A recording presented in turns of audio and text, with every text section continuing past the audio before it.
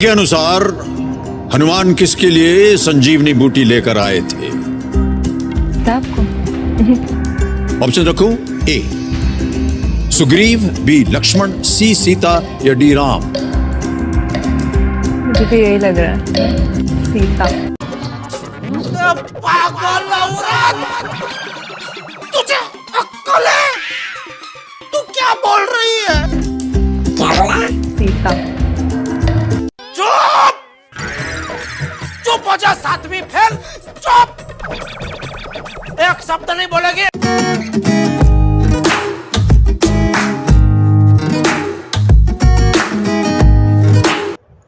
Hello everyone, welcome back to Endless Roster. आज की video को शुरू करने से पहले ही मेरे पास है आप लोगों के लिए एक सवाल। अब ये सवाल इसलिए क्योंकि आप वीडियो ही केबीसी पे देखने आए हैं, तो केबीसी का कोई वीडियो हो और आपके लिए एक भी सवाल ना हो, उसमें मज़ा कैसे आएगा। तो आपका सवाल कुछ इस प्रकार है कि इस दुनिया के सबसे ज़्यादा बेवकूफ़ और जाहिल लोग कहाँ देखने को मिलते हैं। आपका ऑप्शन ए है कॉफ़ी विद करण में, option B Kapil Sharma show में, ऑप्शन सी केबीसी में और ऑप्शन डी है आपका बिग बॉस में। जवाब कमेंट सेक्शन में बिल्कुल बता दीजिएगा। और अब इसी के साथ अपना वीडियो शुरू करते हैं। तो सबसे पहले जो हमारे कंटेस्टेंट हैं, या कहूँ ये सारे कंटेस्टेंट्स हैं, इन लोगों ने अपनी बुद्धि की ऐसी असीम परिचय दे रखा है ना कि इसकी कोई सीमा है ही नहीं। इस प्रश्न को जरा ढंग से देखिए और मुझे बताइए कि आप या मैं होते तो इसका उत्तर देते क्या आखिर। प्रश्न आपकी स्क्रीन पर ये रहा। अगर संगीता अमर के पिता की बहन है तो संगीता और अमर में क्या रिश्ता है? ऑप्शन रखता हूं। ए बहन भाई, बी चाची भतीजा, सी मामी भांजा या डी बुआ भतीजा? मामी भांजा, बुआ भतीजा, चाची भतीजा, बहन भाई?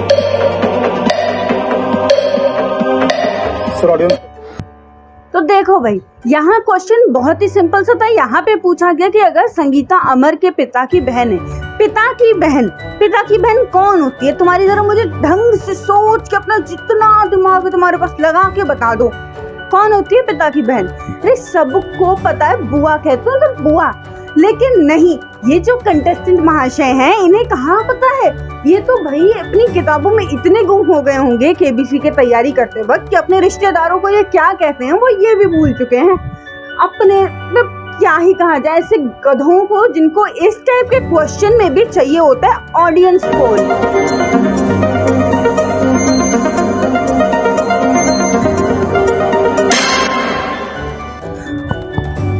Everything is fine. ऑडियंस से मुझे यही उम्मीद थी और ऑडियंस ने वही जवाब दिया। डी को सबसे ज्यादा वोट्स मिले। पर यार ए और बी को वोट ही कैसे दे दिया तुम लोगों ने?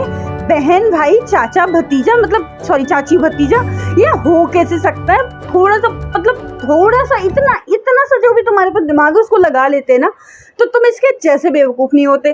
कई बार ऑडियंस बिल्कुल सही आ जाती है, जो कि जैसे कि मैं इसी वीडियो के आखिरी में दिखाऊंगी, जिसके पास थोड़ा दिमाग तो होता है। लेकिन ये महाशय जी का मैं क्या करूं, इनका सेंस क्या, मतलब छोड़ ही दो इन जैसे गधों को और देखते ऐसे ही एक और गधे को देखते हैं जो कि केबीसी में अपनी नाक कटाने पहुंच चुका है। प्रश्न 1000 रुपए आपकी स्क्रीन के ऊपर ये रहा। इस रूट की सभी लाइनें व्यस्त हैं। इस संदेश को आप कहां सुनते हैं? Where does one come across this automated message? इस रूट की सभी लाइनें व्यस्त हैं। सुना होगा आपने कभी? नहीं सुना? सुना है ना? आप ऐसे करते हैं, हमें लगता है आपने नहीं सुना। ओके, ऑप्शन सुनिए। A railway station, B airport, C phone या डी रेडियो?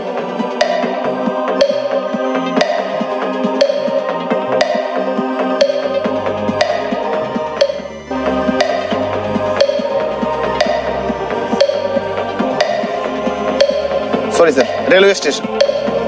ए उठा ले रे देवा, उठा ले रे बाबा, मुझे अमीर को नहीं रे।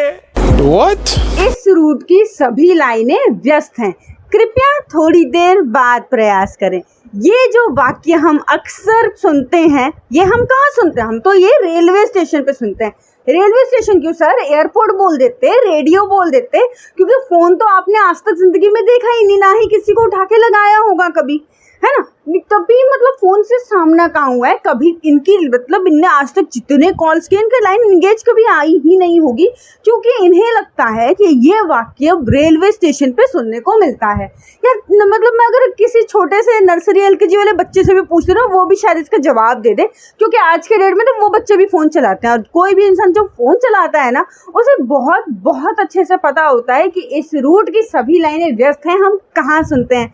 पर ये महाशय जी तो कुछ विचित्र हैं, कहीं और से हैं, शायद इनके प्लैनेट पे ना रेलवे स्टेशन पे ऐसी बातें कही जाती होंगी। अरे हमें क्या पता, रेलवे स्टेशन पे ही बोली जाती है, हमें सच में कुछ नहीं पता, हम तो महामूर्ख हैं एक नंबर के। अब इसके बाद वाले कंटेस्टेंट्स को देखते हैं।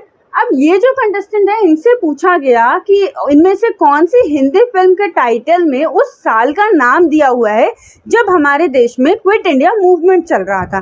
चलो ठीक है, थोड़ा सा हिस्ट्री वाला क्वेश्चन है, किसी को एग्जैक्ट ईयर याद हो ऐसा कोई ज़रूरी तो नहीं।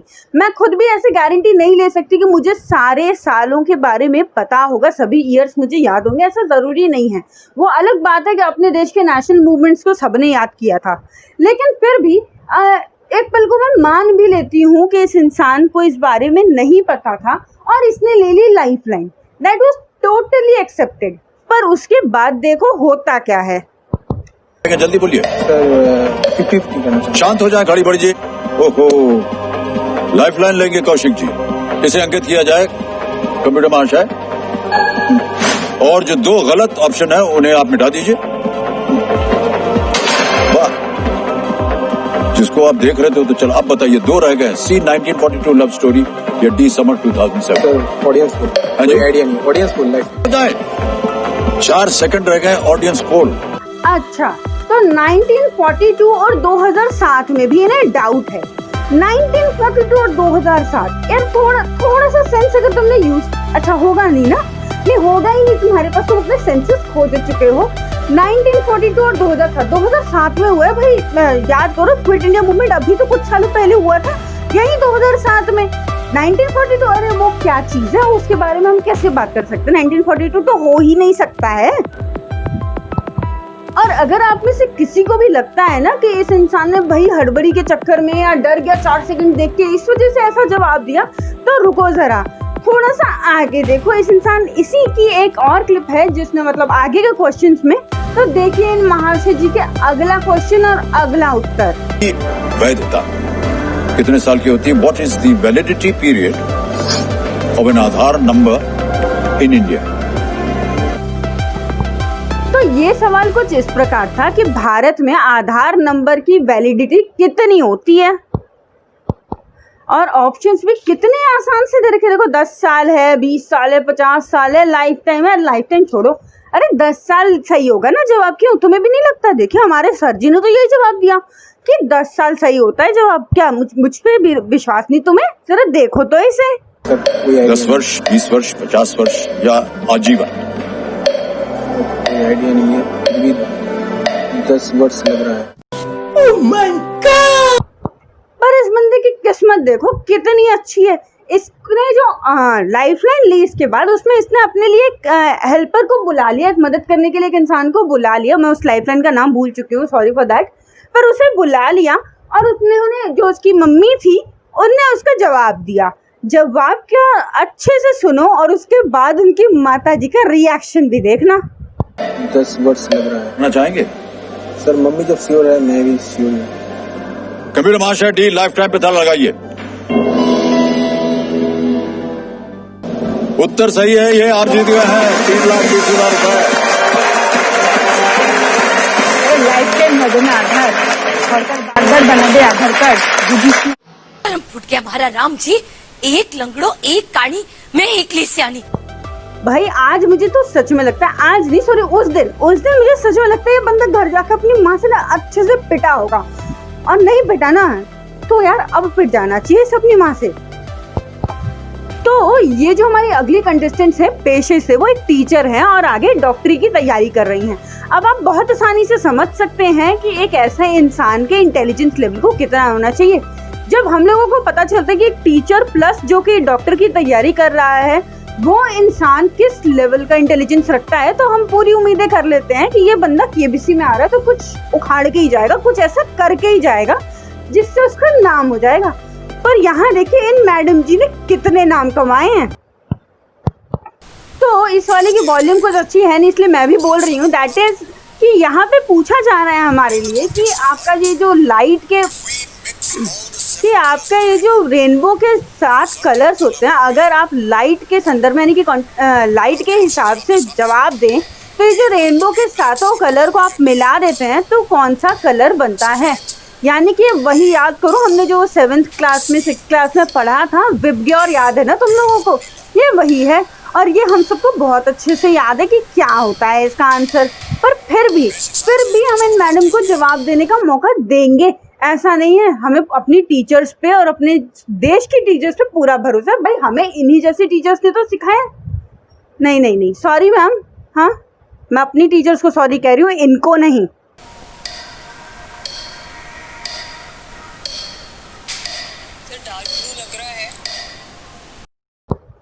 अच्छा, तो इनको इसका जवाब डार्क ब्लू लग रहा है। ज़रा ये इमेज तो याद है ना आप लोगों को, ज़रा ढंग से देखिए। और मेरे को क्या लगता है कि इन मैडम को भी ये इमेज भेज ही देनी चाहिए। अगर आप में से कोई जानता है तो ज़रा भेज दो। वैसे चांसेस मुझे तो लगते नहीं है, बट फिर भी क्या पता। तो ये मैडम जो हैं, इनके हिसाब से इसका आंसर होना चाहिए डार्क ब्लू।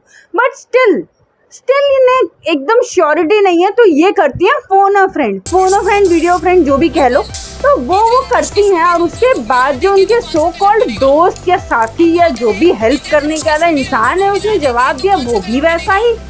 यार एक ही जैसे दो लोग कैसे? या उसने जो जवाब दिया दैट वाज मरून, जो आप देख भी सकते हैं। तो एक का जवाब है डार्क ब्लू, दूसरे का जवाब है मरून।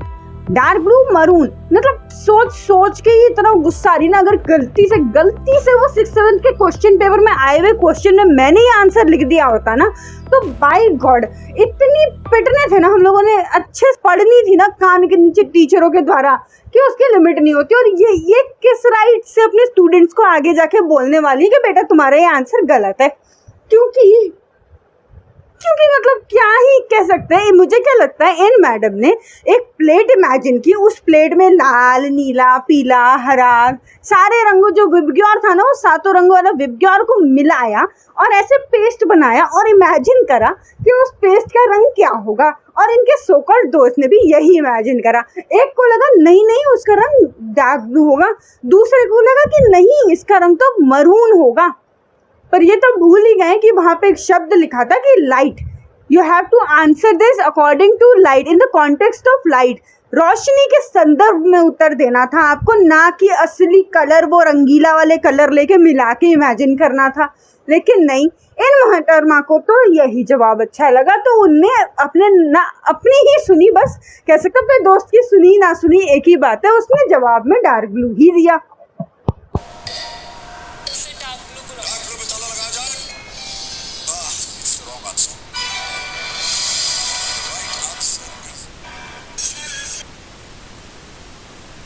शर्म करो, कुछ अच्छा करो लाइफ में, ऊपर वाले को जवाब देना है, शर्म करो। नहीं, जरा शॉकिंग एक्सप्रेशंस तो देखो इन मैडम के। अरे इन्हें तो पता था वाइट, इनसे तो तुक्के में गलती हो गई जी डार्क ब्लू वाली। इन्हें कैसे, इनसे गलती हो कैसे गई भाई? अब जरा मुझे ये बताइए, ये डार्क ब्लू कलर जब आपके स्टूडेंट्स आपके ऊपर फेंकेंगे तो कितना अच्छा लगेगा इस आंसर के बाद। और ये सवाल वन ऑफ माय फेवरेट सवालों में से एक है, क्योंकि इस सवाल को मतलब देखना भी क्यों है। क्वेश्चन ये है कि इनमें से कौन सा जो ऑप्शन है वो एक दाल का नाम नहीं है, एक फल का नाम नहीं है। एंड द ऑप्शंस आर उड़द दाल, मसूर दाल, मूंग दाल, दालचीनी। अबे गधे हो क्या तुम लोग? ऐसे क्वेश्चन केबीसी में रखता कौन है? नहीं, इतने आसान क्वेश्चन तो भाई केबीसी तो छोड़ो, मेरे मतलब स्कूल के 1 मार्क क्वेश्चन होते हैं ना, उसमें भी ना पूछे कोई 1 मार्क क्वेश्चन। अरे वो ओलंपियाड में हमने यूं ही हमेशा हिस्सा लिया था ना, जिसकी वैल्यू किसी के लिए बहुत इंपॉर्टेंट हो सकती है, पर हम लोगों ने तो न जाने क्यों ही हिस्सा लिया था। तो उस समय भी ऐसे क्वेश्चन कभी ना दिखे।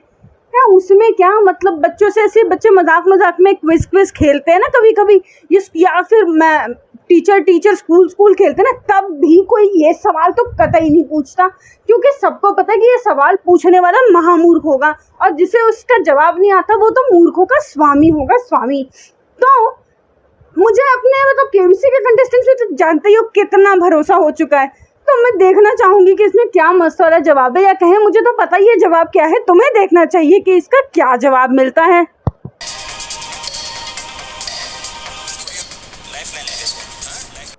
तो इतने सेकंड्स तक सोच विचार करने के बाद ये कंटेस्टेंट इस निष्कर्ष पे पहुंचे हैं कि इन्हें लाइफ लाइन लेनी है। नहीं मतलब इस क्वेश्चन में लाइफ लाइन लेनी है।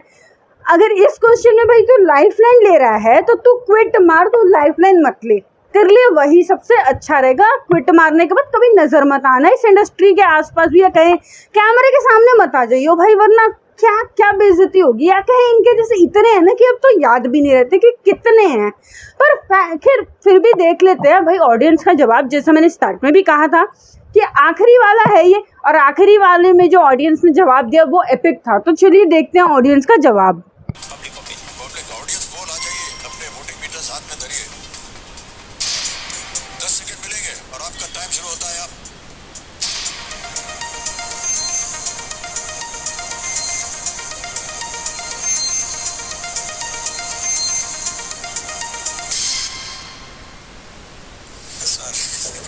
तो यहाँ बजनी चाहिए गड़गड़ाती हुई तालियां ऑडियंस के लिए, क्योंकि ऑडियंस एटलीस्ट इतनी मूर्ख तो नहीं।